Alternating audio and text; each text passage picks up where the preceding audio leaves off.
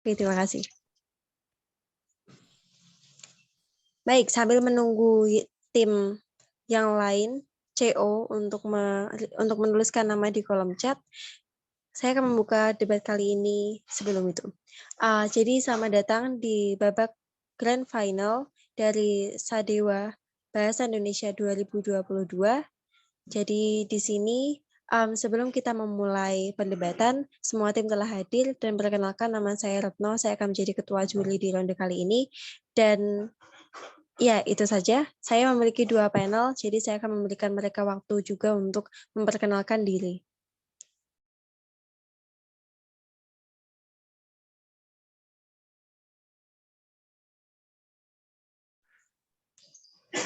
Juri Matthew, apakah telah di sini? Ya, sorry. Ya, halo semuanya. Saya Matthew. Saya akan menjadi panel hari ini. Good luck semua untuk Grand Final. Oke, terima kasih. Terry? Oke, saya Tere. Saya juga akan menjadi panel dalam Grand Final ini. Good luck semua. Baik, semua telah hadir dan semua telah menuliskan di kolom chat juga. Jadi, ya kita akan memulai debat ini sekarang. Tolong perhatikan waktu. Waktu berbicara hanya 7 menit 20 detik, tidak bisa lebih dari itu. Selanjutnya, interupsi selama 15 detik, menit ke-1 hingga ke-6. Apabila kalian memiliki preferensi untuk interupsi, mohon sampaikan sebelum mulai pidato, supaya kita tahu apa preferensi Anda. Dan masih pada babak Grand Final ini, sebagai orang tua, Dewan ini akan mengajarkan anak hustle culture sejak dini. Tanpa berlama-lama lagi, saya panggil pembicara 1 tim pemerintah pembuka untuk membuka debat ini. Halo, sebelumnya apakah suara saya terdengar? Iya, terdengar. Oke, baik. Terima kasih kesempatannya. Izinkan saya setting timer. Preferensi interupsi saya adalah melalui fitur raise hand. Jika saya diamkan, artinya saya menolak. Mohon maaf. Saya akan mulai speech saya dalam 3, 2, 1.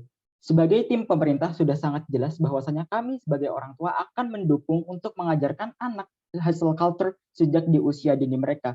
Adapun hal-hal yang melatar belakangi adanya tujuan kami ini adalah, satu, jika kita melihat perspektif global, persaingan tingkatnya itu semakin tinggi dan sangat-sangat ketat, sehingga untuk mencapai posisi puncak, untuk mendapatkan hasil yang terbaik, memang diperlukan usaha-usaha yang sangat masif, terbaik, dan konsisten sejak dini itu sendiri. Pun dalam hal ini, saingan kita bukan hanya warga-warga lokal saja, bukan hanya tetangga, tapi juga sudah masyarakat global dan internasional itu sendiri. Sehingga sedikit saja kita bersantai, sedikit saja kita berleha-leha, tentunya kita akan tertinggal dari orang-orang lainnya. Maka dari itu, penting untuk kita mengajarkan anak itu sendiri untuk belajar tentang artinya kerja keras, tentang konsistensi melalui hustle culture itu sendiri. Maka dengan itu, untuk membentuk karakter tersebut, kami mendukung adanya mosi tersebut. Adapun 2 model yang akan kami gunakan sebagai tim pemerintah. Pertama, hustle culture di sini akan disesuaikan dengan usia dan kapabilitas anak itu sendiri. Dengan konsep ketika anak itu berhasil mencapai target yang kita inginkan, maka kita akan memberikan kontraprestasi berupa hadiah ataupun apapun keinginan anak tersebut. Namun tentunya dengan hal-hal yang tidak sangat berlebihan. Dua, hal ini ditujukan demi kepentingan anak itu sendiri. Sebagai orang tua, kita tidak berharap akan ada kontraprestasi, anak itu akan berbakti kembali, sehingga argumen-argumen tentang, oh ini memperbudak anak, ini menekan anak, dan lain sebagainya tidak akan berlaku. Dengan tujuan yang ingin kami capai adalah memberikan pemahaman terhadap anak mengenai bagaimana kerasnya dunia, bagaimana realita dunia. Ketika kita ingin menginginkan sesuatu, maka kita harus mengejar hal tersebut dengan usaha yang terbaik secara konsisten. Terdapat 3 argumentasi. Pertama, kami tidak menampik bahwasanya tim oposisi akan berargumentasi bahwasanya ini akan berdampak terhadap kesehatan mental anak, akan menekan anak, dan lain sebagainya. Namun kami memaklumi hal ini, dan ini sejatinya tidak begitu langsung terjadi karena, satu, orang tua yang mengerti mengenai konsep hustle culture merupakan orang tua milenial atau Gen Z, yang mana secara mutatis mutandis mereka akan mawas diri, akan aware terhadap kesehatan mental itu sendiri, sehingga dalam hal ini mereka bisa melakukan upaya preventif agar dapat mengimbangi mengajarkan anak secara hustle culture dengan kesehatan mental anak itu sendiri. Ini langkah preventif. Langkah kedua, even if benar hal ini tetap membuat tekanan kepada anak, kami memaklumi hal ini karena pun ketika dewasa, setiap orang pasti akan mengalami tekanan itu sendiri. Sehingga penting bagi kita untuk mengajarkan anak itu secara dini bagaimana cara how to overcome suatu tekanan tersebut, bagaimana cara menangani suatu masalah. Pun dalam hal ini orang tua dapat langsung membimbing sehingga anak tersebut dapat mencapai tujuannya secara lebih terarah. Sehingga dalam hal ini argumen-argumen terkait kesehatan mental dan tekanan sudah tidak dapat berdiri lagi. Argumentasi yang kedua adalah mengapa orang tua itu harus mengajarkan anak sejak dini terkait konsep hustle culture itu sendiri dan mengapa itu harus diajarkan dalam tataran keluarga. Alasan pertama, Dewan Juri, orang tua merupakan keluarga atau entitas pertama manusia selain anak itu sendiri yang ia kenal. Sehingga dalam hal ini, hubungan emosional dan kasih sayang antara anak dan orang tua akan lebih meningkat. Apa signifikansinya Dewan Juri yang terhormat? Yang pertama, anak tersebut dapat belajar dari pengalaman orang tua ia sendiri, bagaimana cara orang tua itu menangani masalah, bagaimana caranya ia berkompetisi, bagaimana caranya ia menghadapi tantangan, dan lain sebagainya. Sehingga anak tersebut tidak perlu lagi menjalani upaya-upaya trial dan error yang tidak pasti, yang mana ketika anak itu men-trial dan ketika dia error, tanpa pengajaran orang tua sebelumnya, justru hal tersebut dapat berjalan buruk bagi kesehatan anak mental dan progresivitas karir anak itu sendiri di tim kontra. Maka dari itu, sangat penting bagi anak itu sendiri untuk belajar dari pengalaman orang tuanya sendiri. Dan ini hanya didapat jika kita mengajarkan anak tersebut sejak dini dalam lingkungan keluarga. Terus poin selanjutnya adalah orang tua di sini juga mempunyai tanggung jawab moral sebagai orang tua, bagaimana ia mengasuh dan membimbing karakter anak itu sendiri, Dewan Juri. Makanya di sini karena orang tua tersebut dibebani dengan tanggung jawab moral tersebut sebagai orang tua yang baik dan benar, maka selain akan mengajarkan konsep hustle culture, bagaimana anak tersebut akan berkompetisi, orang tua juga dapat menanamkan nilai-nilai bagaimana kita berkompetisi secara adil, jujur, dan lain sebagainya. Yang mana hal ini lagi-lagi eksklusif terjadi dalam tataran usia anak sejak dini dengan pengajaran-pengajaran yang lebih bersifat filosofis dengan pendekatan-pendekatan kasih sayang, pemahaman, dan lain sebagainya. Komparasinya di tim kontra adalah belum tentu ketika anak tersebut belajar di dunia luar, anak tersebut akan belajar juga menjalankan hustle culture atau kompetisi secara adil, jujur, dan lain sebagainya. Banyak sekali faktor-faktor eksternal yang mana akan menggoda anak tersebut, akan menuntut anak tersebut untuk berbuat tidak jujur, tidak adil, dan lain sebagainya. Padahal arti penting hustle culture selain bagaimana cara kita mencapai hasil adalah bagaimana cara kita mencapai hasil tersebut dengan baik dan benar. Maka untuk mengarahkan anak mencapai hasil yang baik dan benar, penting bagi orang tua untuk mengajarkan hustle culture secara menanamkan konsep-konsep keadilan dan kejujuran tersebut bagi anak itu sendiri. Kedua, mengapa penting sekali bagi kita mengajarkan anak itu anak tentang hustle culture sejak di usia dini. Sebelumnya apakah ada POI? 3, 2, 1. Baik, akan saya lanjutkan argumentasi saya. Alasan kedua adalah mengenai karakter anak itu sendiri. Mari kita identifikasi, Dewan Juri. Karakter anak adalah anak-anak yang masih memiliki keceriaan dalam hidupnya untuk bermain-main. Mereka belum terlalu mengerti realita dunia, bagaimana kerasnya dunia. Nah, maka dari itu di usia anak ini sangat penting bagi perkembangannya untuk bertransisi antara dunia yang terlalu hura-hura dalam dunia anak-anak antara dengan realita dunia. Tapi tentunya dengan model yang kami gunakan, pengenalan ini akan kami sesuaikan dengan usia dan kapabilitas anak itu sendiri, sehingga hal ini akan mencegah upaya anak tersebut terlalu ditekan atau anak tersebut akan kekurangan masa bermainnya. Hal ini tidak akan terjadi dengan model yang kami gunakan tersebut. Karena kita akan memberikan pemahaman tersebut ketika usia anak tersebut sudah proper dan sesuai dengan konteks model yang kami bawakan. Nah, di tahap transisi ini begitu penting karena anak harus mengalami transisi dari dunianya yang selalu bermain-main saja dengan karakternya yang masih kekanak-kanakan untuk dibentuk karakter kedewasaannya, untuk dikenalkan mengenai realita dunia, yang mana hal ini dalam dunia kami akan signifikan dengan pertimbangan dari argumen-argumen yang sebelumnya, di mana orang tua akan menggunakan pendekatan yang lebih humanis, akan menggunakan pendekatan penanaman moral selain berupa nilai-nilai berupa keadilan, kejujuran, dan lain sebagainya. Sehingga dalam hal ini, anak akan belajar lebih teratur dan lebih signifikan, karena pun sebagai orang tua, anak tersebut kemungkinan besar pasti akan patuh dan akan memahami apa saja yang diberikan pelajaran oleh orang tuanya tersebut. Sehingga dalam hal ini, jika tim oposisi ingin memenangkan perdebatan adalah, satu, dia harus menjawab kenapa ketika anak tersebut belajar hustle culture secara mandiri di usia dewasa itu tidak apa-apa, dan kedua, itu tidak akan berdampak buruk bagi anak itu sendiri. Sekian, terima kasih.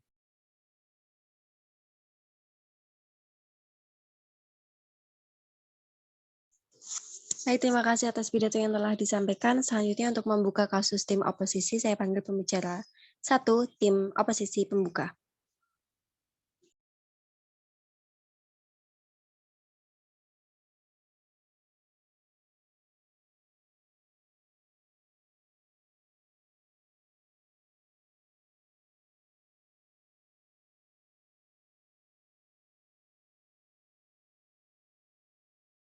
Tes. Apakah suara saya dapat terdengar? Iya, terdengar. Oke, bentar nge-set timer.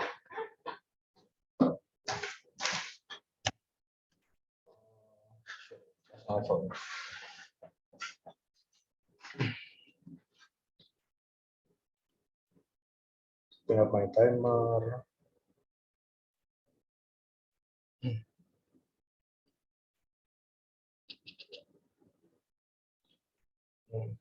Oke, saya akan memulai pidato saya dalam 3, 2, 1. Sebagai orang tua, kami memilih untuk tidak mengajarkan dan mendorong anak untuk mengikuti hustle culture sejak dini. Apa yang kita inginkan? Kita akan mengajarkan anak-anak tentang konsep-konsep privilege, seperti sukses itu tidak seluruhnya hanya bergantung pada seberapa keras kamu bekerja atau hustling. Kita akan mengajarkan bahwa dalam hidup ada banyak faktor yang predetermined, seperti kamu lahir di keluarga seperti apa, kekayaan kamu saat lahir seberapa, lalu juga ada hal-hal seperti luck, apalagi di konteks sekarang di mana orang bisa jadi miliuner dengan membeli NFT, terlebih ada eksternalitas seperti krisis ekonomi yang dapat membuat kamu tidak punya pekerjaan dalam sekejap mata. Kami akan mengajarkan bahwa kebahagiaan dalam hidup itu tidak melulu tentang uang dan karir, tapi juga membangun lifestyle yang sehat, seperti berolahraga, memiliki fisik dan kebiasaan dan pola pikir yang sehat, terus juga membangun relasi interpersonal seperti relasi pertemanan, keluarga, bahkan romantik, atau memiliki hobi dan kegiatan-kegiatan lain yang menenangkan dan membuat kamu bahagia. Kami mengatakan bahwa kerja keras harus natural dan tumbuh dari keinginan diri anak sendiri, seperti mungkin datang dari passion dan ketertarikan yang akan terbangun secara alamiah dalam diri anak sendiri. Oke, kontribusi kami ada 2, kenapa anak lebih bahagia, 2, kenapa standar kebahagiaan lebih sustainable dan realistis, dan kenapa itu baik, dan terakhir trade off hard work. Oke, kontribusi pertama, kenapa anak lebih bahagia? Kami mengatakan 1, anak akan lebih mencintai diri sendiri dan memiliki coping mechanism yang sehat. Jadi sebelum mengapa sedikit konteks tentang hustle culture dan cara mendidiknya. Apa itu hustle culture dan bagaimana biasanya proses orang tua menanamkan hustle culture terlihat? Pertama, mereka akan mengatakan bahwa sukses secara finansial itu adalah hal yang paling penting, itu menentukan statusmu, itu menentukan kebahagiaanmu, dan kamu harus mengedepankan karir dan pendidikanmu di atas semua hal lain. Kamu harus mendedikasikan seluruh hidupmu untuk pekerjaanmu, dan kamu tidak bisa membuang waktumu untuk refreshing atau bermain game, mungkin contohnya bahkan ketika saat masih kecil. Kedua, mereka harus menggunakan elemen fear mongering seperti memotivasi hard work dengan menunjukkan cerita-cerita orang yang gagal dan penderitaan mereka. Kenapa? Karena hal ini adalah sesuatu yang paling simple dan paling mudah untuk dipahami oleh anak kecil. Terlebih, mereka akan merekomendasikan hal seperti mengejar karir di dokter, lawyer, engineering, dan kawan-kawan untuk memaksimalkan quote and quote chance of success seperti yang diinginkan opening government. Oke. Oleh karena itu 2 hal. Pertama, kami mengatakan anak yang dididik dengan hustle culture akan relatif lebih self blame, merasa diri tidak cukup ketika mereka gagal. Jadi mereka gagal.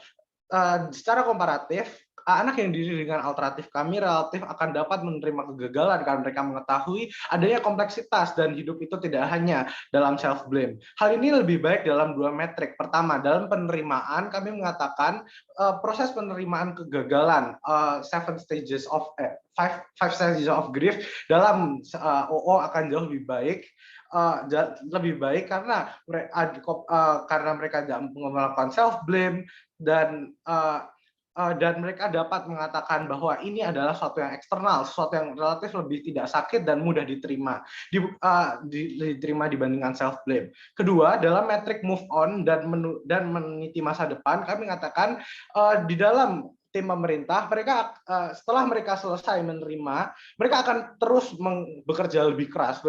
Karena mereka percaya bahwa yang menyebabkan kegagalan adalah kurangnya kerja keras. Mereka hanya akan terus menambah kerja keras mereka bahkan dari sebelumnya. Kami mengatakan ini jelek karena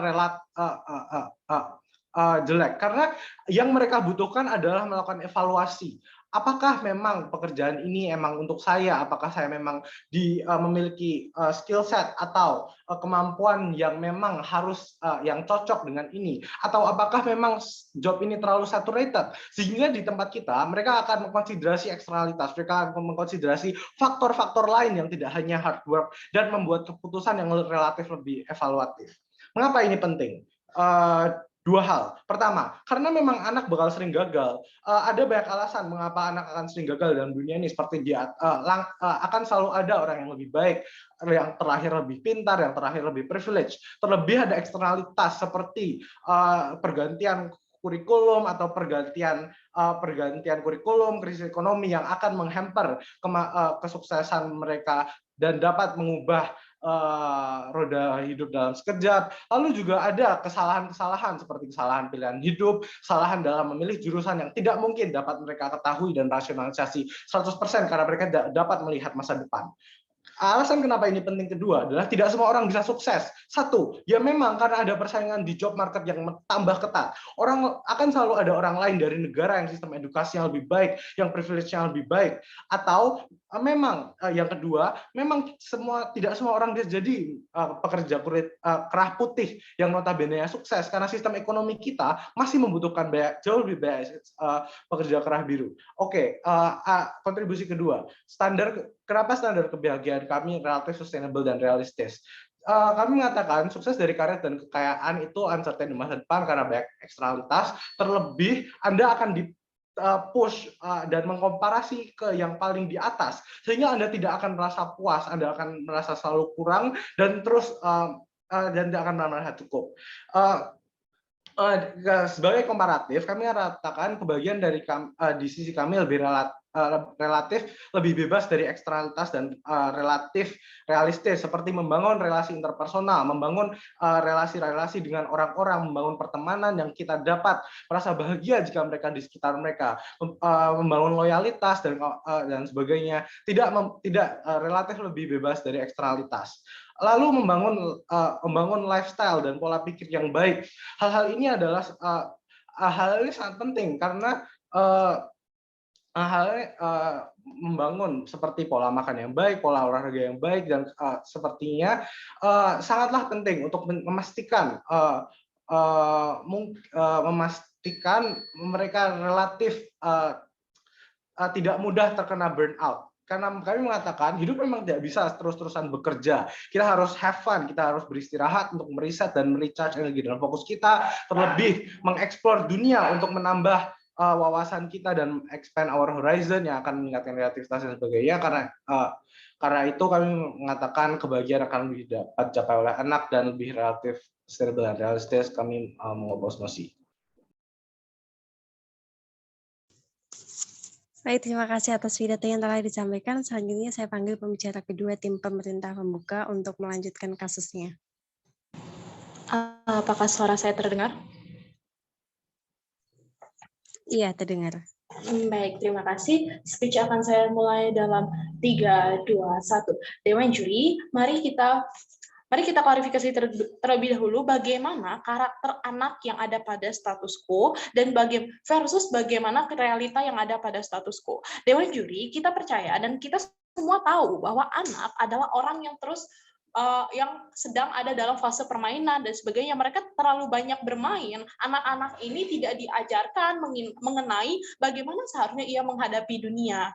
Mengapa hal ini penting bagi anak untuk diajarkan pada karakter anak? Karena anak merupakan karakter atau individu yang masih dinamis, sehingga nilai yang kita berikan akan lebih mudah diterima oleh dia. Dan ketika kita lihat versus bagaimana karakter yang ada di dunia sebenarnya adalah seperti yang dikatakan dalam pembicara-pembicara sebelumnya, sangat banyak faktor-faktor yang membuat nilai kompetisi itu semakin meningkat. Beranjak dari hal tersebut, Dewan Juri, maka kami percaya bahwa ketika kita mengajarkan hustle culture sejak dini kepada dia, maka realitas ini akan terbongkar terhadapnya dan ia akan mengerti realitas yang ada. Lalu apa dampaknya ketika ia mengerti realitas ini? Ketika ia mengerti realitas ini, Dewan Juri, maka ada awareness yang membuat dia akan berhati-hati ketika menghadapi dunia, dan kami percaya ia akan berusaha untuk mengembangkan kapasitas dirinya.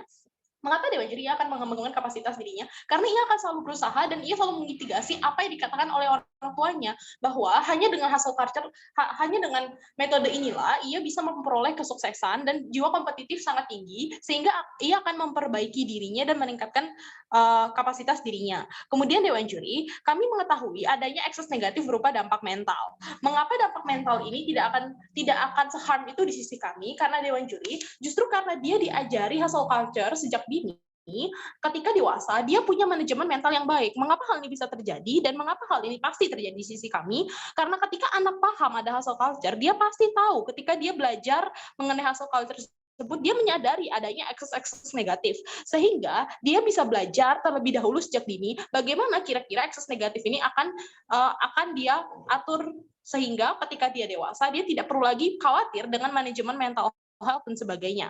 Kemudian Dewan Juri, mari kita lihat kasus dan skenario apa yang akan terjadi di masing-masing pihak. Di sisi mereka, worst case yang akan terjadi adalah konsep privilege membuat orang terlalu menyerah, Dewan Juri, karena ia berpikir privilege ini adalah apa yang tidak ia pilih, apa yang diberikan oleh Tuhan atau yang ia percaya diberikan kepadanya, sehingga tidak akan ada usaha dalam diri orang tersebut dan bergantung pada keberuntungan. Mari kita lihat, Dewan Juri, kami akan membuktikan bagaimana manusia itu by nature dia akan sangat menggantungkan diri pada keberuntungan. Dan hal ini tidak perlu lagi diajarkan oleh tim kontra. Ketika kita percaya bahwa ada orang yang menjual fotonya setiap hari di NFT, tiba-tiba ia mendapatkan miliaran rupiah dari menghasilkan NFT tersebut, kita melihat bagaimana respon dunia yang kemudian mulai mengupload foto, bahkan hingga foto identitas pribadi mereka seperti KTP di NFT dengan berharap mereka akan mendapatkan return yang sama dengan didapatkan oleh orang tersebut. Akibatnya, Dewan Juri, pengajaran privilege ini akan memperburuk skenario seperti ini. Ini membuktikan bahwa manusia by nature, dia akan menjustifikasi kemalasannya, kegagalannya, dan ketidakberusahaannya itu dengan metode privilege. Kemudian Dewan Juri, mereka mengatakan mereka bisa menerima, di sisi mereka, individu lebih bisa menerima kesalahan. Kami mengatakan hal ini tidak eksklusif di sisi mereka, karena akan juga terjadi di sisi kami. Mengapa? Karena di sisi kami percaya bahwa orang yang diajarkan hustle culture sejak dini, ia akan menghadapi itu terlebih dahulu, kemudian ia akan melihat bahwa ketika ia menghadapi masalah dan ketika ia bekerja keras, akan ada unsur-unsur tertentu dan ia akan mengalami kegagalan, seperti yang dikatakan pembicara kami sebelumnya. Ia akan menyadari bahwa tidak semua itu berhasil dan ada trial and error. Dari situlah ia akan belajar untuk menerima kesalahan, dan yang lebih jauh lagi, Dewan Juri, di sisi mereka, penerimaan kesalahan itu berhenti di situ saja. Di sisi kami, selain ia menerima kesalahan, ia akan mencoba memperbaiki diri, mencoba menjadi lebih baik, karena ada kepercayaan terhadap hustle culture ini. Jadi ia akan mencari jalan lain bagaimana untuk mengembangkan kapasitas dirinya. Di satu sisi, ia juga menerima kesalahan atau kekalahan yang ia lakukan. Oleh karena itu, Dewan Juri, kemudian kita melihat bahwa mental health akan lebih buruk di sisi mereka. Kenapa? Karena ketika anak ini tidak memitigasi dan dia tidak tahu dunia seperti apa yang ia hadapi, ia hanya tahu bermain dan bermain, maka konsekuensinya adalah ketika ia dewasa, ia akan terkejut dengan apa yang terjadi di dunia, dan kemudian ketika menghadapi kesalahan, kekalahan, ia tidak bisa menerima itu, tidak ada penerimaan diri yang ia ajarkan, sehingga akhirnya anak-anak ini justru akan mengalami mental health yang lebih buruk ke depannya, Dewan Juri. Sehingga persoalan mental health sebenarnya justru lebih buruk di sisi mereka, karena anak-anak tidak bisa membayangkan apa yang akan ia hadapi. Dewan Juri, kita mengetahui bahwa worst case di sisi mereka yang lain adalah anak itu tidak akan belajar untuk mengembangkan kapasitas dirinya dan tidak akan bekerja keras. Di sisi kami, Dewan Juri, kami percaya bahkan dalam kasus terburuk pun anak ini tidak melakukan kerja keras di sisi kami, walaupun ia sudah diajari hustle culture, ini tetap akan lebih baik. Kenapa? Karena setidak-tidaknya anak itu sudah tahu mitigasi apa yang terjadi ke depannya, sehingga ketika ia gagal, ia tidak layak untuk menjustifikasi kegagalan tersebut karena pengaruh dunia, pengaruh privilege, atau karena orang tuanya tidak mengajarkan hal-hal yang seharusnya diajarkan dan realita-realita yang seharusnya diajarkan padanya ketika ia masih kecil. Apakah ada poin interupsi? 3, 2. Kenapa kesuksesan hanya bisa dicapai dengan kerja keras?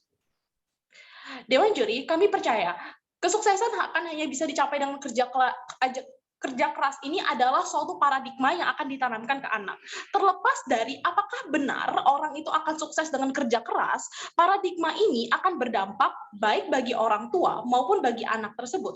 Yang penting dari sini adalah bukanlah apakah benar bahwa setiap orang itu yang bekerja keras itu akan mengalami sukses, tapi yang penting di sini adalah bagaimana paradigma ini kita ajarkan ke anak sehingga ia tahu apa yang akan ia hadapi ke depannya, dan ia menjadi sadar bahwa setiap kegagalan atau setiap ketidakberdayaan itu harus dihadapi dengan upaya baru, sehingga ada mimpi atau ada nilai yang bisa ia capai ke depannya, ketimbang ia hanya melakukan penerimaan dan berharap keuntungan atau privilege, tiba-tiba Tuhan memberikan privilege ia untuk menjadi orang kaya atau tiba-tiba mendapat uang. Seperti itu Dewan Juri. Sehingga yang penting, yang harusnya diperdebatkan adalah bukan apakah benar ini akan sukses atau tidak, tetapi yang penting adalah bagaimana dampak ini terhadap anak dan dampak ini terhadap orang tua, di mana beban orang tua, tanggung jawab orang tua ketika anak ini sudah mengerti, maka orang tua tidak akan memiliki tanggung jawab yang lebih seperti untuk sehingga ia remaja hingga dewasa harus menekan anak ini untuk terus bekerja. Sekian dan terima kasih.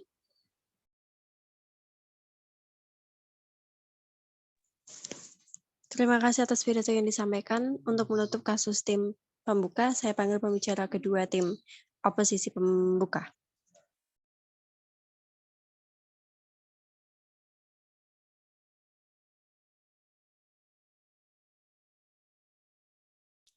Cek suara saya kedengeran? Iya, terdengar. Oke, sebentar set timer.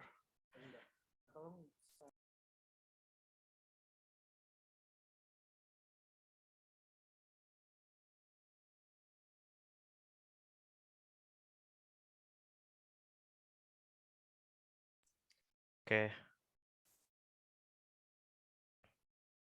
Mulai speech dalam 3, 2, 1. Kami tidak mengerti dengan OG yang di satu sisi ingin memberikan kasih sayang kepada anaknya, tapi di sisi lain juga hendak menanamkan hustle culture. Anak di sisi mereka akan selalu ditekan untuk menjadi lebih baik dan tidak pernah merasa cukup dalam hidupnya. Orang tua akan selalu menekan anak mereka untuk menjadi budak kapitalisme yang ideal. Saya rasa hal ini sangat bertentangan dengan peran ideal orang tua yang harusnya memberikan kasih sayang unconditional kepada anak mereka. Satu rebuttal kepada tim oposisi sebelum masuk ke ekstensi saya. Mereka mengatakan bagaimana anak-anak dapat memperoleh kesuksesan dan jiwa kompetitif yang tinggi di sisi pemerintah. 2 respon terhadap argumen ini. 1, saya rasa hal serupa tetap ada di sisi kami, tetapi tidak dari orang tua. Ada 2 sumber. A, jika mereka menekuni hal yang menarik bagi mereka akan bersemangat secara sendirinya, mereka akan berusaha keras secara sendirinya untuk menjadi yang terbaik dalam bidang tersebut. Saya rasa hal ini sudah dijelaskan oleh Rian, dan lebih penting untuk membiarkan anak tumbuh secara natural dibandingkan selalu menekan mereka sejak dini dan menambahkan beban mental kepada mereka. Tetapi sumber yang kedua, saya rasa masyarakat sudah cukup menekankan anak-anak untuk menjadi sukses. Narasi hustle culture sudah cukup beredar banyak di Twitter misalnya. Terlalu banyak extra pressure untuk hustling dari masyarakat, anak tidak butuh pressure tambahan dari orang tua mereka. Tidak perlu ditanamkan hustle culture oleh orang tua mereka. Respon kedua, saya rasa Rian sudah membuktikan bagaimana sukses itu sangat tidak pasti bagi anak-anak. Ada beberapa faktor, misalnya 1, job market yang terlalu saturated, 2, requirement untuk mendapat pekerjaan yang absurd saat ini seperti pengalaman kerja 10 tahun, ketiga, ketersediaan pekerjaan kerah putih yang terbatas, padahal peminatnya yang terlalu banyak, atau 4, eksternalitas yang seperti krisis ekonomi atau pandemi bisa seketika menghancurkan mimpi mereka untuk menjadi pekerja dengan duit banyak misalnya. Ini membuktikan kepada Anda bahwa sukses tidak selalu dihasilkan oleh hustle culture, dan lebih penting bagi orang tua untuk menanamkan kepada anak-anak mereka untuk menjadi lebih bahagia apapun yang mereka lakukan, untuk menjadi lebih konten dengan situasi mereka, untuk menjadi lebih realis dan memahami bahwa sukses tidak akan selalu datang kepada Anda, bahwa terlalu banyak eksternalitas yang mempengaruhinya. Oleh karena itu, tidak perlu orang tua menanamkan hustle culture kepada anak mereka. 2 ekstensi dalam speech saya. Karena itu mayoritas anak bakal gagal dan mediocre. Di sisi mereka tidak akan mendapatkan cinta dari orang tuanya. 2 ekstensi dalam sisi saya. 1, anak seharusnya menjadi anak, dan 2, pentingnya peran orang tua sebagai safe space bagi anak mereka. Ekstensi pertama, bagaimana anak seharusnya menjadi anak, terutama ketika mereka di usia dini, mereka seharusnya bahagia. Usia anak-anak merupakan satu-satunya kesempatan bagi mereka untuk disirami oleh cinta secara unconditional, untuk bermain dengan bebas, untuk mengukir kenangan bahagia yang tidak akan mereka alami lagi di masa depan ketika mereka mulai bergabung dengan dunia kapitalis ini dan menjadi budak-budak korporat. Ini hanya dapat terjadi di sisi kami ketika orang tua tidak menanamkan hustle culture sejak dini dan membiarkan anak-anak mereka untuk bermain dan menerima anak-anak mereka apapun yang mereka lakukan. Di sisi mereka, sebaliknya, anak-anak akan selalu ditanamkan dengan hustle culture. Mereka akan digembleng oleh orang tua mereka akan orang tua mereka akan mengatakan kepada mereka bahwa mereka tidak worthy kecuali mereka sudah hustling, kecuali mereka sudah mendapatkan peringkat 1 setiap semesternya misalnya. Saya rasa anak tidak akan hidup dengan bahagia di usia dini ini, dan mereka akan tidak mendapatkan kesempatan untuk mencicipi kehidupan bahagia, kehidupan masa anak-anak yang bahagia di sisi mereka. Ketidakbahagiaan ini akan terus berlanjut hingga mereka dewasa dan bergabung dengan dunia kapitalisme. Sedangkan di sisi kami memberikan mereka kesempatan untuk mencicipi kebahagiaan sebelum mereka bergabung dengan dunia kapitalisme, sehingga secara kuantitas saya rasa kebahagiaan jauh lebih besar di sisi oposisi. Ekstensi kedua, pentingnya peran orang tua sebagai safe space bagi anak mereka. Perhatikan bahwa saat ini narasi populer yang beredar di masyarakat adalah hustle culture. Banyak orang yang memamerkan pencapaian mereka, kinerja pekerjaan mereka, atau gaya hidup mereka yang mewah di LinkedIn atau Twitter misalnya. Anak-anak ataupun ketika mereka sudah dewasa perlu berhadapan dengan narasi-narasi tersebut yang beredar luar di sekeliling mereka, dan ini menjadi tekanan yang luar biasa bagi mereka. Misalnya ketika mereka masih kecil, narasi hustle culture yang beredar luas di masyarakat menekan mereka untuk selalu memperoleh 3 besar di kelasnya misalnya, atau selalu menjuarai lomba debat yang mereka ikuti. Atau ketika mereka sudah dewasa, masyarakat berekspektasi bahwa kinerja pekerjaan mereka akan selalu bagus bagaimanapun kondisi mereka. Saya rasa narasi-narasi hustle culture yang sudah beredar dalam masyarakat sudah jauh terlalu toksik dan terlalu menekan anak-anak hingga orang dewasa. Setiap orang, terlebih anak-anak, butuh safe space yang menerima mereka apa adanya, terlepas dari kinerja mereka, safe space yang dapat melindungi mereka dari berbagai narasi yang terlalu menekan mereka di masyarakat saat ini. Masalah terbesar dalam kasus pemerintah adalah mereka hendak menambahkan pressure yang lebih besar lagi kepada anak-anak ini sejak dini hingga mereka dewasa. Bahkan ketika narasi yang sama telah digaungkan secara luas di masyarakat, mereka ingin memaksa orang tua untuk menggaungkan narasi yang sama. Di kasus pemerintah, selain tekanan dari masyarakat, mereka juga akan ditekan oleh orang tua mereka sendiri untuk selalu mengikuti hustle culture, untuk selalu sukses dalam hidup mereka. Ini sangat berbahaya karena 2 hal. Satu, ini bertentangan dengan peran orang tua yang ideal sebagai safe space bagi anaknya, sebagai sosok yang menerima anaknya secara unconditional. Perhatikan bagaimana di model mereka, Oji mengatakan bahwa hadiah akan diberikan ketika anak mereka berhasil mencapai milestone tertentu. Ini kontradiktif dengan sosok orang tua yang ideal karena mengajarkan kepada anak-anak mereka bahwa mereka hanya akan dicintai oleh orang tuanya ketika mereka sukses. Garis bawahi pula argumen Rian yang menjelaskan bagaimana sukses sangat susah untuk dicapai terlebih dalam dunia kapitalis ini. Berarti akan sangat susah bagi mayoritas anak-anak untuk menerima cinta di sisi pemerintah. Yang kedua, kenapa ini berbahaya? Alasan kedua, perhatikan bahwa orang tua merupakan satu-satunya pihak yang mampu menjadi safe space bagi anaknya. Berbeda dengan orang dewasa, mereka masih belum mempunyai pacar atau istri atau suami misalnya yang dapat menjadi tempat curhat bagi mereka. Ketika anak-anak lain, orang di luar atau orang-orang di sosial media atau guru mereka selalu menggembleng mereka untuk hustle, untuk mencapai lebih, untuk menjadi ranking 1 misalnya, orang tua mereka juga turut melakukan hal yang sama di sisi pemerintah. Saya rasa anak akan menjadi sangat stres apabila hal ini terjadi. Mereka akan kehilangan satu-satunya safe space yang mereka punya. Mereka akan kehilangan satu-satunya tempat, sosok yang menerima mereka secara unconditional. Mereka akan selalu ditekan dari segala sisi dan menjadi korban kekejaman kapitalisme seumur hidup mereka. Oleh karena itu, jika Anda peduli dengan kebahagiaan anak-anak, kesehatan mental mereka, dan benci kapitalisme, dukung oposisi pembuka. Terima kasih. Terima kasih atas pidato yang disampaikan. Selanjutnya untuk membuka kasus dari tim penutup, saya panggil pembicara 1 tim penutup pemerintah. Sebentar, saya akan menyiapkan timer saya dulu dan merapikan catatan. Beri saya 1 menit.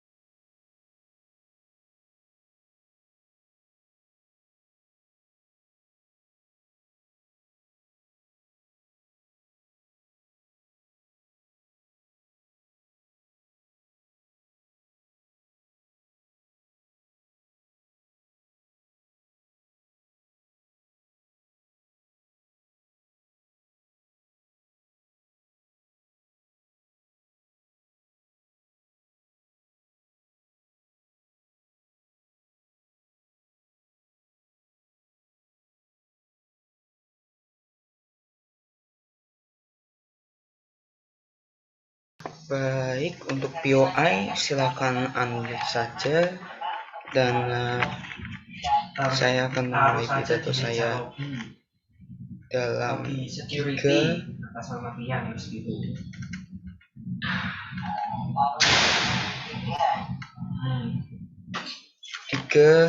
2, 1. Kurang menjelaskan tentang likelihood, tentang mereka hanya menjelaskan tentang benefit yang ada dan terus-menerus menyatakannya, tetapi kurang menjelaskan likelihood dan kurang analisis step by step. Kami akan menambal looping yang ada dari argumen dari Oji tersebut. Sementara mereka hanya menjelaskan seolah anak itu hidup di utopia di mana mereka tidak memiliki pengaruh eksternal. Kita tidak, dan kita akan menjelaskan mengapa akan lebih baik bagi anak untuk dijelaskan hustle culture supaya mereka tidak terjebak dalam cycle yang buruk, di mana mereka terjebak dalam self-blaming dan self-hatred. Masuk ke dalam setup dari sisi pemerintah penutup. Kami akan mengajarkan hustle culture itu sendiri. Apa yang kami maksud dengan mengajarkan? Kami akan mengajarkan betapa dunia adalah dunia yang keras dan kamu harus bekerja keras agar bisa sukses. Kami akan tetap memberi option kamu mau menspesialisasi apa, tapi kita akan tetap menyuruh mereka untuk bekerja keras. Namun kami akan bite the bullet dan mengatakan kalaupun anak itu tidak diberi pilihan, ya hal itu adalah sesuatu yang bukan masalah. Dan yang ketiga, kami akan tetap hadir dalam kehidupan anak, jadi kita tidak hanya menuntut saja, tetapi kita akan tetap berusaha menjadi teman dan dekat pada anaknya, seperti menanyakan keadaan, bagaimana hari ini dan lain sebagainya. Dan pada akhirnya interest utama dari orang tua adalah supaya anaknya berhasil. Kalaupun seperti yang dikatakan oleh orang tua adalah safe space, maka exactly because of that mereka harus yang mengajarkan hustle ke anak. Karena kalau dari sumber luar ada hustle culture yang diajarkan bisa jadi toxic, unreasonable dan alienating, seperti memulai bisnis jutaan dolar. Sementara kalau diajarkan oleh orang tua akan lebih proporsional dengan kondisinya. Dan satu klarifikasi, ini adalah debat sebagai orang tua individual, bukan struktural. Jadi perubahan pandangan sosial secara besar tidak bisa dibawa oleh closing opposition. Masuk ke dalam case saya, mengapa hal ini bagus supaya anak bisa survive? Karena pada akhirnya dunia ini sangat kompetitif. Kenapa demikian? Karena kita menghadapi overpopulasi dunia. 7 miliar orang di dunia ini sama-sama ingin sukses, ingin kaya, dan akses edukasi yang cukup merata di sebagian besar kasus. Kita lihat bahwa Gen Z adalah generasi yang paling terdidik di sepanjang sejarah. Hal ini menunjukkan bahwa orang yang asli yang sebelumnya tidak dapat berkompetisi dapat mendapat akses untuk berkompetisi dan akan menjadi musuh Anda, sehingga peluang untuk menjadi sukses sangat kecil. Seperti contohnya diterima di UGM hanya peluangnya 1% atau 2% saja. Jadi kamu harus melakukan extra steps supaya kamu bisa sukses itu sendiri. Hustle culture ini mengajarkan Anda untuk menguasai hard skill dan soft skill, dan ini akan menjadi head start supaya diajarkan lebih awal. Hard skill seperti belajar matematika untuk masuk ke fakultas FMIPA atau matematika, contohnya mengajarkan etika kerja dan mereka diajarkan dari kecil sehingga lebih biasa, dan ini bisa menjadi competitive advantage bagi anak tersebut. Mereka juga tahu cara untuk mencapai sesuatu itu sendiri, sehingga pada akhirnya mereka mau berproses secara step by step dan tidak step by step dari yang simple dan sulit. Mengatakan dan kita mengatakan hal itu lebih baik dibandingkan karena lebih baik kita belajar step by step daripada kita menonton video debat sekali, menonton videonya Boseo dan langsung menargetkan skor 84. Itu akan lebih likely supaya kita heartbreak, lebih likely untuk blaming diri sendiri, blaming birth lottery, blaming the system, dan meningkatkan circle of disrepair. Dan apa yang mau, mereka mengencourage semua ini. Mereka bahkan mengatakan bahwa orang tua harusnya mengatakan oke saja kalau gagal karena sistemnya memang buruk.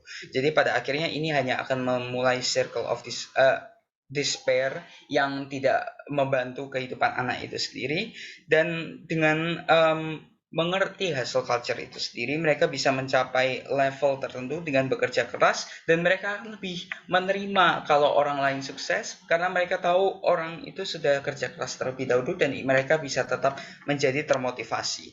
Mereka juga diajarkan tidak ada sesuatu yang instan. Tentu saja menginginkan kita bisa mengevaluasi diri, apakah harus menyerah, apakah harus lanjut. Tapi tentu saja kalau di awal-awal semua dalam melakukan sesuatu, semua orang akan buruk dalam melakukan sesuatu. Jika debat awal-awal, tentu saja Anda tidak bisa menarget skor 78 atau 79.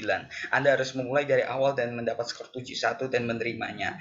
Jadi, kalau kita terlalu awal mengevaluasi diri, kalau kita terlalu awal untuk menyerah, maka pada akhirnya tidak bisa mencapai apa-apa. Tapi kalau kita stuck di sini, kita akan kalau kita hustle culture, kita akan tetap stuck dan kita akan tetap berusaha sampai bisa berhasil dan lebih resilient dan menguasai soft skill itu sendiri.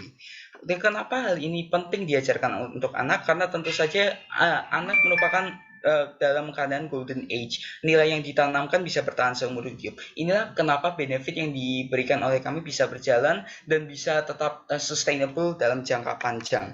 Masuk ke argumen kedua, yaitu tentang mental health. Berusaha mengatakan bahwa mental health tidak akan terefek karena anak tetap bisa main. Pertama, ini adalah half stance. Namun kami akan membuktikan mengapa hal itu benar-benar saja kalaupun waktu bermain tetap dikorbankan. Pertama, kita selalu mengorbankan waktu bermain untuk belajar juga. Kita sekolah 8 jam, kita menggunakan akhir pekan untuk melakukan debat contohnya. Jadi pada akhirnya konsep deferred happiness sudah ada. Dan yang kedua adalah work-life integration. Kalau kita sudah terbiasa melakukan sesuatu, kita menganggap hustling itu ada bagian dari kehidupan dan kita akan terbiasa saja dalam melakukan itu. Dan yang ketiga adalah main-main bisa akan lebih efektif kalau Anda sudah punya duit, karena prerequisite untuk main-main tentu saja adalah duit. Uang membuat Anda memiliki akses terhadap hobi yang Anda mau dalam kehidupan Anda. Jadi pada akhirnya hustle culture dan materialisme tetap ada dalam status quo saat ini. Pada akhirnya akan lebih baik kalau diajarkan orang tua dibandingkan dari sumber-sumber lain, kan? Jadi kami juga menyadari bahwa pada akhirnya orang suffer dalam hustle culture karena mereka tidak terbiasa saja dalam itu. Tetapi hal ini bisa dimitigasi jika anak belajar dari awal. Dan kalaupun anak memiliki mental condition yang menghalangi mereka untuk hustle atau membuat mereka mudah stres, hal ini akan lebih baik karena mereka bisa didiagnosis dari awal sehingga mereka bisa ditangani dari awal. Komparasinya adalah anak akan tanpa diajarkan dari awal, orang akan lebih kaget, lebih terikat dan lebih terbebani dalam menjalani hustle dan most likely tidak bisa mencapai kesuksesan. Bangga untuk mendukung mosi ini.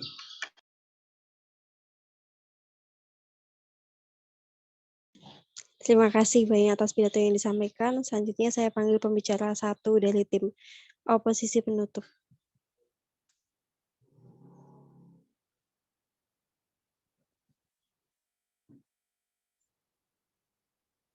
Sebelumnya apa suara saya sudah terdengar dengan jelas? Iya, terdengar jelas.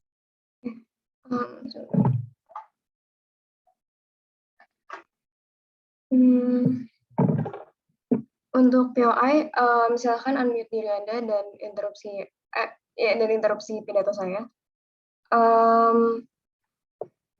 Saya akan mulai pidato dalam 3, 2, 1.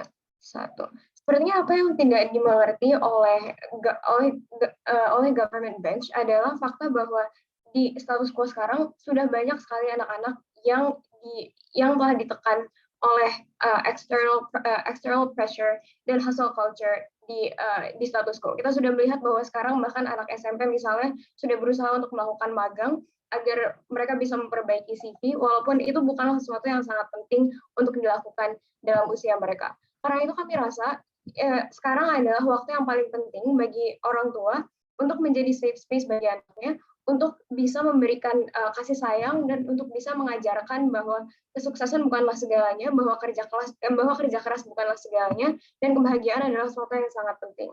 Karena itu saya akan memberikan 2 poin kontribusi di debat ini. Pertama, bagaimana ini akan berdampak terhadap anak, dan kedua, bagaimana ini akan mempengaruhi hubungan antara orang tua dan anak yang menurut kami eksklusif baru dijelaskan dalam CECO. Namun sebelum itu, namun sebelum itu beberapa poin klarifikasi tentang apa yang akan kami lakukan dalam CO. Pertama, tentunya kami akan menjelaskan bahwa kerja keras bukanlah segalanya. Itu hanyalah salah satu faktor yang akan mempengaruhi kesuksesan mereka. Kami tentunya akan mengajarkan bahwa ada faktor birth lottery atau privilege dan sebagainya. Tapi tentunya kami juga akan menekankan bahwa kerja keras merupakan sesuatu yang penting, tetapi bukanlah sesuatu yang paling penting. Kedua, kami ingin mengajarkan kepada anak bahwa kerja keras adalah sesuatu yang seharusnya adalah sesuatu yang seharusnya ditentukan oleh anak itu sendiri, sehingga kita akan memberikan kebebasan yang lebih terhadap anak untuk melakukan kerja keras dan untuk memilih bidang apa yang akan mereka tekuni misalnya dalam kehidupan mereka ke depannya. Ketiga, kami tentunya akan menghargai hal-hal seperti kegagalan, dan kami rasa ini sangat mungkin untuk terjadi dalam sisi kita karena kita tidak terus-terusan mendorong mereka untuk terus-terusan sukses. Kami rasa kegagalan akan jauh lebih baik diterima dari sisi kita, karena kita memberikan waktu bagi anak-anak ini untuk membangun kembali dirinya, untuk memproses kegagalan tersebut, karena terkadang tidak semua orang bisa terus-terusan bekerja setelah mereka kalah IELTS misalnya. Karena itu kami rasa bahwa government case harusnya tidak berdiri lagi di debat ini. Namun mari kita bicara tentang hal yang pertama. Bagaimana ini akan berdampak terhadap anak. Closing government datang ke debat ini dan berkata bahwa ini penting karena mengajarkan hustle culture itu penting untuk survival anak. Karena mereka harus menguasai hard skill dan soft skill karena kompetisi menjadi semakin parah di status quo. Beberapa respon terhadap ini. Pertama, kami rasa ya karena kompetisi menjadi semakin parah, penting bagi kita untuk bisa mengajarkan kepada anak bahwa mereka tidak harus selalu menjadi yang terbaik karena mereka sudah mendapat begitu banyak pressure dari lingkungan mereka, misalnya dari sekolah atau dari teman-teman atau dari guru. Menurut kami walaupun mereka bisa mendapatkan semacam competitive advantage dalam sisi mereka, itu adalah sesuatu yang kami relakan untuk trade off. Mengapa begitu? Menurut kami competitive advantage pada akhirnya tidak akan terlalu penting. Mungkin itu akan membuat kita lebih sukses, tapi lagi-lagi sukses bukanlah sesuatu yang selalu bisa kami jamin. Menurut kami akan jauh lebih penting untuk mengajarkan kepada anak-anak ini bahwa taking a break itu adalah sesuatu yang fine saja, dan bahwa itu adalah sesuatu yang seharusnya kita lakukan dan kami tidak harus selalu bekerja. Menurut saya salah satu contoh yang paling baik untuk ini adalah anak-anak yang melakukan kumon misalnya dari usia yang sangat kecil. Memang mungkin mereka menjadi sangat jago dalam matematika, tetapi pada akhirnya banyak dari mereka yang tidak memiliki mental yang stabil, misalnya banyak dari mereka yang mengalami depresi dan sebagainya. Sebelumnya mohon maaf apabila itu menyinggung beberapa anak yang kumon waktu itu. Lalu menurut kami, closing government datang ke sini dan bilang bahwa kita selalu mengorbankan waktu bermain atau belajar, misalnya dengan melakukan sekolah selama 8 jam. Ya, menurut kami, karena kita sudah membuang begitu banyak waktu untuk belajar misalnya di sekolah selama 8 jam, kami rasa sangat penting bagi anak-anak ini untuk bermain di luar sekolah itu dan untuk bisa mencapai semacam keseimbangan work-life balance. Dan ini tentunya sangat penting apabila kita membicarakan tentang anak-anak yang pertama masih belum memiliki mental yang cukup stabil, dan kedua ini adalah waktunya bagi mereka untuk bermain karena in principle misalnya memang anak kecil seharusnya menghabiskan waktunya untuk bermain, bukan untuk memperbaiki CV mereka 10 tahun ke depan misalnya. Namun CJ lalu berkata kalau misalnya prerequisite dari main itu adalah memiliki duit. Beberapa respon untuk ini. Pertama, tentunya uang tidak terlalu pasti kita akan menjadi sukses misalnya. Tapi even if kita akan sukses, menurut kami juga uang tidak akan selalu memberi kebahagiaan. Karena jika kita memiliki begitu banyak uang, tapi kita sangat stres, mungkin kebanyakan dari uang itu akan pergi ke hal-hal yang misalnya kayak psychologist atau psychiatrist, dan menurut kami pada akhirnya kamu tidak akan memiliki misalnya begitu banyak waktu untuk menikmati uangmu sendiri karena kamu hustle terus. Mungkin mereka akan susah untuk liburan atau menghabiskan waktu dengan teman atau keluarga. Karena itu kami rasa bahwa at the end of the day, mungkin duit tidak akan selalu memberi kebahagiaan. Kami tidak mengerti bagaimana dampak ini akan menjadi bagus untuk anak kita. Namun mari kita berbicara tentang hal kedua. Bagaimana ini akan mempengaruhi hubungan antara orang tua dan anak? Kami rasa ini hubungan orang tua dan anak akan terganggu. Kenapa begitu? Karena tentunya anak akan mengira bahwa mereka itu hanya investasi, bahwa mereka kurang diberikan kasih sayang. Hal ini mungkin karena anak kecil belum terlalu mengerti bahwa mereka harus dipersiapkan misalnya, atau mereka harus bekerja keras untuk di masa depan. Karena itu kami rasa anak kecil akan resent orang tua mereka. Tapi kedua, kami rasa ini juga mungkin karena mayoritas anak-anak jika dipaksa memiliki kecenderungan untuk melawan balik. Ketika mereka diberikan peraturan untuk tidak bermain PS misalnya, tentunya mereka akan misalnya bermain PS secara diam-diam. Karena itu kemungkinan besar anak itu akan resent their parents karena melakukan hal ini, apalagi karena orang tua sudah misalnya memotong waktu main, tentunya mereka akan semakin tidak suka dengan orang tuanya. Tapi kenapa ini menjadi sangat penting? Pertama, karena kita berdebat sebagai orang tua, dan kami rasa orang tua selalu ingin mendapat semacam afeksi dari anaknya. Namun kedua, kami juga merasa ini penting karena hubungan dengan anak itu sesuatu yang lebih pasti dibandingkan dengan kesuksesan di masa depan. Kami rasa hubungan yang baik akan jauh mungkin terjadi di sisi kita ketika kita tidak memaksa anak kita, ketika kita mampu memberikan safe space bagi anak-anak ini, dan karena itu kami rasa CEO harus menang debat ini.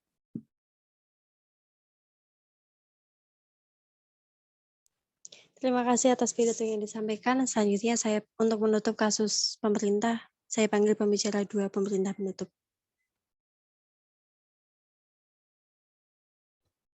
Halo, apakah saya terdengar dan terlihat? Iya, terdengar dan terlihat. Oke. Kalau mau interupsi di chat box saja, saya akan memulai pidato saya dalam 3, 2. Saya kira closing opposition itu sangat derivatif terhadap opening opposition. Karena dan walaupun Anda akan menghitung kontribusi barunya, yaitu anak-anak akan rebel, anak-anak akan menjadi jahat, saya percaya bahwa itu bukan debatnya, karena eksternalitas ada di kedua sisi, bagaimanapun cara Anda mendidik anak.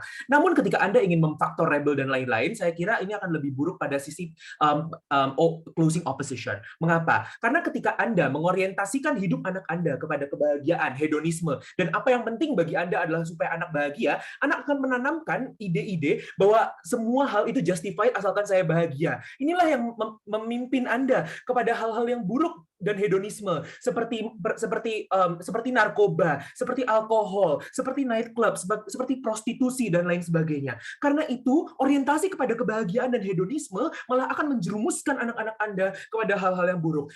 Malah pada sisi kami mengontrol moral anak untuk tidak terjerumus dalam hal-hal buruk. Mengapa? Karena kami berkata bahwa tidak apa-apa Anda tidak bahagia sekarang, asalkan Anda menjaga hidup Anda, asalkan Anda menjaga survivabilitas Anda. 2 isu. Pertama, mari kita berbicara tentang tim OG, yaitu tim utopia yang mengatakan bahwa mereka dapat mencapai semua benefit. Kami sangat setuju 100.000% terhadap OG atas semua benefitnya. Namun problem di sisi mereka adalah tidak ada step by step analisis dan tidak ada eksklusivitas dari semua argumen mereka. Karena itu semua pertanyaan dari OO itu sangat valid. OO bertanya bahwa kenapa harus mulai dari sekarang, satu, dan yang kedua, kenapa hustle culture yang ditanamkan oleh masyarakat itu tidak cukup. Kami menjawab ini semua sehingga kami menang di atas OG dan OO. Kami mengatakan apa? Kami mengatakan 2 hal. Yang pertama, mengapa harus sekarang?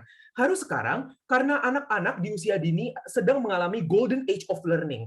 Apa artinya? Kami mempercayai teori psikologis bahwa seorang anak ketika baru lahir merupakan kertas kosong yang diisi oleh orang tua dan masyarakat sekitarnya untuk membangun persepsi dan moral dan paradigma dari anak-anak tersebut.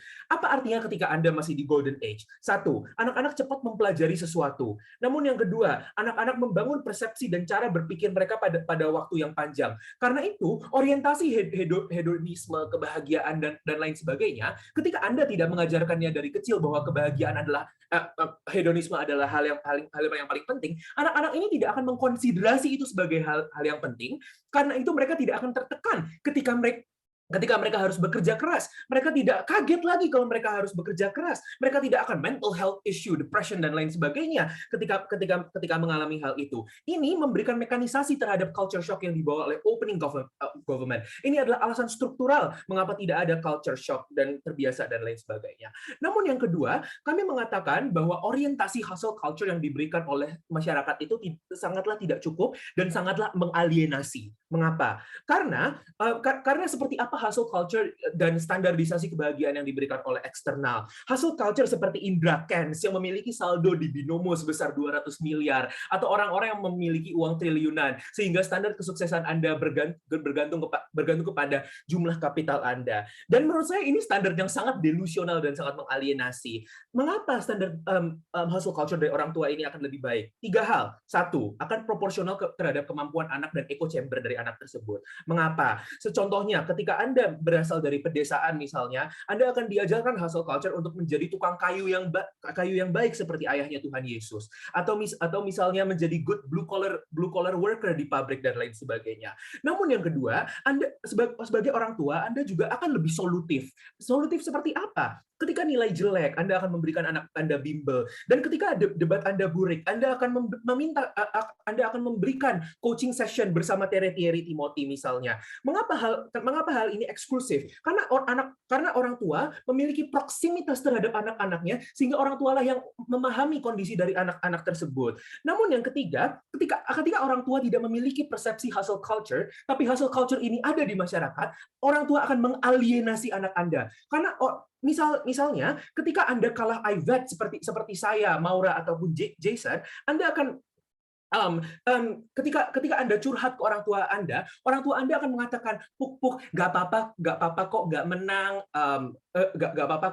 it doesn't define you dan lain-lain. Namun standarisasi dari masyarakat membuat Anda berpikir bahwa menang IVET itu adalah hal yang paling penting dalam hidup, sehingga positivity yang diberikan oleh orang tua Anda adalah toxic positivity dan mengalienasi Anda. Sehingga ketika kalah IVET dan orang tua Anda percaya pada hustle culture, orang tua Anda akan memberikan solusi, akan memberikan bahwa, oh ya sudah coaching saja, saya akan membantu kamu untuk coaching dan lain sebagainya.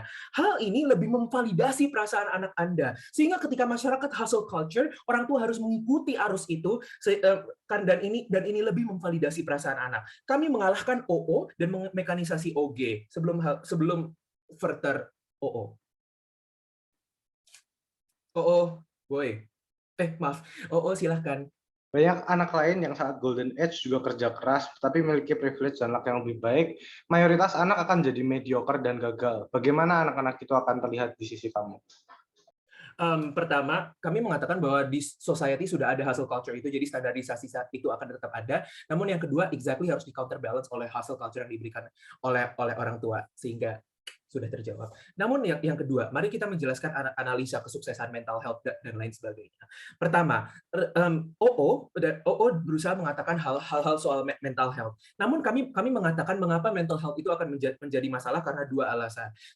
Satu, kami telah mengatakan argumen tadi soal golden age. Kedua, kami mengatakan argumen soal work-life integration, di mana ketika Anda terbiasa bekerja keras, semua hal yang Anda lakukan akan menjadi sumber kebahagiaan Anda, hubungan dengan coworker dan lain sebagainya akan menjadi sumber kebahagiaan, sehingga itu tidak masalah. Namun yang ketiga, ketika Anda memang punya tendensi untuk memiliki mental health issue dan lain sebagainya, itu lebih baik untuk diidentifikasi sejak dini dan harus dilakukan dengan cara trial and error, dengan cara dicoba hustle culture dulu dari awal. Sehingga ketika Anda mendiagnosis sejak dini, Anda dapat menyelesaikan solusinya sekarang, sehingga besok saat Anda harus produktif dan mencari uang, Anda tidak memiliki masalah-masalah tersebut. Di sisi mereka, diagnosisnya akan terlambat sehingga akan lebih buruk. Namun yang kedua, pertanyaan di POI, apakah anak-anak bisa sukses?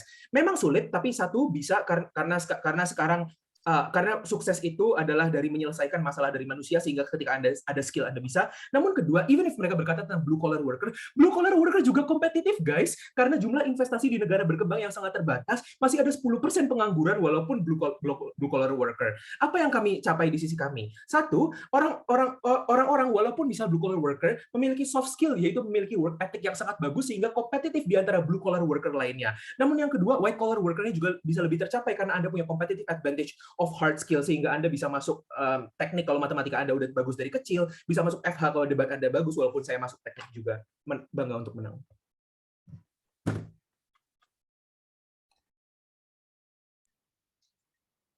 Baik, terima kasih atas pidatonya. Untuk menutup keseluruhan debat ini, saya panggil pembicara terakhir, pembicara kedua tim oposisi penutup. Halo, suara saya terdengar jelas? Iya, terdengar jelas. Yang pertama, preferensi interupsi saya melalui chat. Dan yang kedua, saya minta tolong ke semuanya, kalau bisa jangan bercanda di kolom chat ya, karena agak mengganggu. Oke, jadi saya akan memulai pidato saya dalam 5, 4, 3, 2, 1. Yang pertama, tim pemerintah sepertinya berpikir bahwa orang tua di sisi kita sama sekali tidak menekankan kerja keras, sama sekali tidak menekankan pentingnya kita harus berusaha. Mereka sepertinya berpandangan bahwa kalau kita gagal ya sudah, tidak apa-apa, itu bukan salah kita. Di sisi kita bukan itu maksud kita. Maksud kita adalah iya, kita tetap mengajarkan kerja keras, namun kita tidak mengajarkan bahwa kerja keras ini adalah satu-satunya hal yang harus kita dedikasikan supaya kita bisa sukses dalam pekerjaan kita. Jadi kita tetap mengajarkan kerja keras. Lalu terkait dengan masalah jika menghadapi kegagalan, dalam menghadapi kegagalan kita tetap mengajarkan anak kita untuk berpikir, oke, kamu gagalnya kenapa? Apakah gagalnya karena memang kamu kurang kerja atau karena ada faktor lain?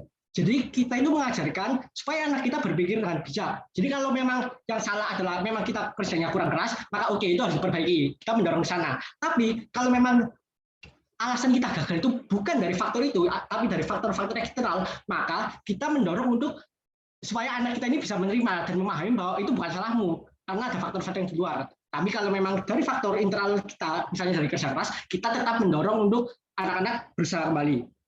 Selanjutnya, poin dari pemerintah yang pertama, ada jika anak-anak akan rebel karena kita menanamkan hedonisme dan akhirnya ngejarnya ke prostitusi, narkoba, dan lain-lain. Dan mereka juga mengatakan bahwa orientasi kepada kebahagiaan malah akan menjerumuskan anak. Yang pertama, masalah terkait hedonisme dan narkoba dan lain-lain sudah kami jelaskan, karena kami tidak mendorong anak-anak ke hedonisme. Kami mendorong anak-anak tetap untuk mencapai kesuksesan, namun bukan hanya kesuksesan di pekerjaan dan bukan dengan cara hasil culture. Kemudian yang kedua, mereka mengatakan bahwa orientasi kepada kebahagiaan malah akan menjerumuskan anak. Ini adalah pernyataan yang salah, karena mari kita lihat sendiri apa tujuan dari hasil culture. Yang pertama, kita mau sukses. Kenapa kita mau sukses? Supaya kita bisa banyak uang, kita bisa beli macam-macam. Kenapa begitu? Akhirnya adalah supaya kita bahagia. Jadi dari hasil culture sendiri, tujuan akhirnya adalah bahagia. Dan menurut kami tujuan kebahagiaan inilah tujuan yang bagus. Pertanyaannya adalah bagaimana kita mendefinisikan kebahagiaan tersebut. Menurut kami kebahagiaan tersebut itu tidak hanya diukur dari kesuksesan karir. Ada banyak faktor-faktor lain. Misalnya keluarga, lalu ada terkait agama juga, dan ada hubungan-hubungan atau relasi dengan orang lain. Jadi ada banyak faktor-faktor lain, bukan hanya dari kesuksesan karir. Sekarang apa signifikasinya? Jika kita hanya sangat mendorongkan hasil culture, maka anak-anak itu akan sangat memandang bahwa kesuksesan ini ya karir, yang lain itu bukan kesuksesan yang sebenarnya. Dan ini adalah pandangan yang sangat salah, dan akhirnya jika mereka tidak sukses seperti yang kami katakan tadi karena banyak faktor-faktor, maka mereka akan sulit menerima kenyataan bahwa mereka tidak sukses. Kemudian selanjutnya mereka mengatakan bahwa hasil culture harus dilakukan sejak dini karena anak-anak masih di golden age. Kami setuju, memang anak-anak masih di golden age, dan memang apa yang diajarkan ke anak-anak pada masa ini akan sangat membekas pada pemikiran mereka. Itu memang benar. Tapi pertanyaannya adalah, apakah hasil culture ini adalah sesuatu yang tepat untuk kita tanamkan pada masa ini? Dan menurut kami tidak, karena banyak alasan lainnya, seperti yang telah disampaikan di pembicara pertama. Selanjutnya, hasil culture menyiapkan culture shock karena anak-anak sudah terbiasa menghadapi pekerjaan-pekerjaan yang berat. Namun kami tidak setuju dengan pernyataan ini, karena pada masa anak-anak ini secara mental mereka belum siap untuk menerima tekanan-tekanan seperti itu. Dan mereka tim pemerintah mengatakan bahwa jika kita baru menghadapi kegagalan atau hambatan ini pada saat dewasa, maka kita akan terlalu kaget. Nah, kami malah tidak setuju dengan pernyataan itu, karena memang saat dewasa mereka akan kaget. Tapi ketika mereka dewasa itu mental mereka jauh lebih siap daripada anak-anak yang masih kecil. Saya sendiri sudah punya banyak contoh dari teman-teman pribadi saya. Misalnya ada salah satu teman saya yang dia sejak kecil diarahkan oleh orang tuanya untuk mendapatkan pekerjaan yang mapan, pekerjaan yang stabil. Namun apa jadinya? Teman saya ini malah dia menghadapi depresi karena dia terlalu terfokus untuk masa depanku harus begini. Akhirnya dia menghadapi depresi dan sempat memikirkan bunuh diri. Jadi ini adalah contoh nyata bahwa mereka mengatakan, oh idealnya begini. Tapi kenyataannya tidak semudah itu dilakukan. Karena kita bisa lihat dari contoh-contoh saja, mayoritas contoh dari anak-anak tersebut bukan anak-anak yang akhirnya bahagia, tapi mayoritasnya adalah anak-anak yang memiliki gangguan mental. Selanjutnya, mereka mengatakan tekanan dari masyarakat tidak cukup untuk mendorong hasil culture. Menurut saya ini adalah malah hal yang bagus, karena hasil culture bukanlah sesuatu yang positif untuk diterapkan. Selanjutnya, mereka juga sangat menekankan tentang kasih sayang orang tua dan pendampingan orang tua dalam mendidik anak untuk masuk ke hasil culture ini. Namun ini pandangan ini menimbulkan dua masalah. Yang pertama, jika kita tahu bahwa membesarkan anak dan mendidik anak itu akan sangat memakan waktu dan tenaga. Jadi jika orang tua ini melakukan hasil culture, maka dia akan sangat kesulitan untuk mendidik anak karena dia sangat fokus ke karirnya. Jadi dalam kasus ini maka orang tua yang mendampingi anak tidak bisa terwujud.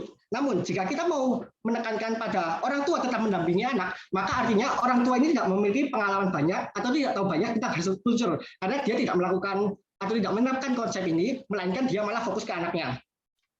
Jadi ada dua pilihan itu dan dua-duanya tidak mendukung hasil culture.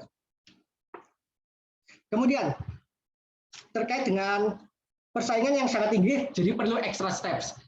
Saya setuju dengan hal itu. Memang perlu ada hal-hal ekstra yang kita lakukan. Tapi hal-hal ekstra tersebut kembali lagi bukan hanya kerja keras saja, karena ada banyak hal lain yang menyebabkan kesuksesan. Misalnya relasi dengan orang lain, lalu social skills kita itu juga dan lain-lain itu sangat mempengaruhi kesuksesan. Jadi kayak banyak orang yang karena dia kenal dengan orang yang di posisi tinggi, dia bisa tertarik untuk kesuksesan. Jadi bukan hanya dari kompetensinya dia saja. Selanjutnya, mereka juga mengatakan bahwa ketika anak yang dididik dengan hasil culture melihat orang yang sukses, mereka lebih bisa menerima kesuksesan orang tersebut karena mereka tahu bahwa orang tersebut bekerja keras. Namun di masa modern ini, bagaimana jika mereka melihat orang-orang yang tidak bekerja keras? Kita tahu banyak orang yang beruntung sehingga mereka sukses. Misalnya miliarder dari Dogecoin, miliarder dari Bitcoin, miliarder dari NFT. Ada sangat banyak dan ada banyak contoh-contoh lainnya. Bagaimana orang yang sejak kecil diajari bahwa kerja keras sukses. Lalu mereka ketika dewasa melihat tuh itu tidak kerja keras tapi kok sukses, maka core dari pemahaman mereka akan dijatuhkan dan mereka pun kehilangan kepercayaan diri. Sekian, terima kasih.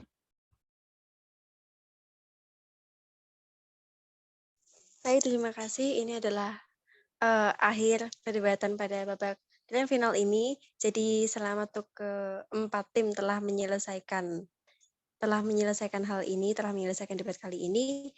Jadi sekarang mungkin tolong buatkan breakout room untuk para juri untuk berdeliberasi, dan untuk seluruh peserta kami akan memberitahu kalian nanti apabila telah waktunya untuk mengumumkan hasilnya. Terima kasih. Oke, juri grand final, mari kita menuju ke breakout room 1. Thank you semua.